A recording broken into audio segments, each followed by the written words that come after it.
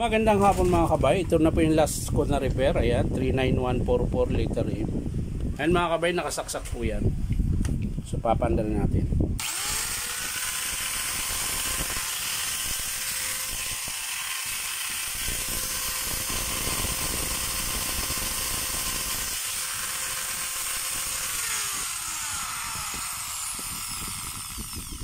So ayan po mga kabay, umaandar man siya kaso lang masiklap, tapos maingay din siya. So titingnan natin mga kabay, palitan natin yung carbon niya kasi fake po yung carbon yung kinabit to. So susubukan natin palitan kung mawawala ba yung siklap o hindi. So ayan mga kabay, pinalitan ko po yung carbon niya. Testing ko ngayon. Masiklap pa rin po.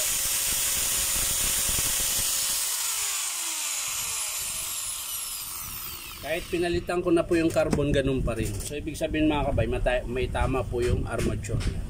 Tapos maingay din po. So sira din po yung gear pinion.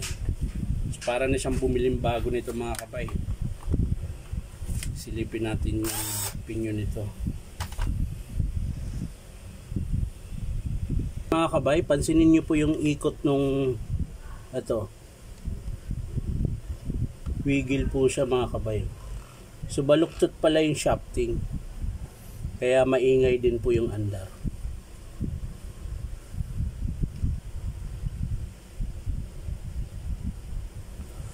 So mangyayari nito mga kabay, wala pong problema sa gear. Ayan. Dito po sa shafting nagkakaproblema. So ang estimate natin dito mga kabay, armature, brush holder, yan, tsaka carbon.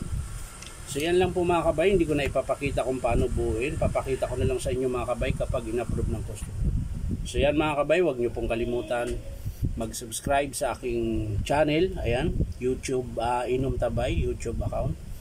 Tapos syempre, pakipindot nyo rin po ang notification bell para lagi po kayong updated sa lahat po na aking video na i-upload.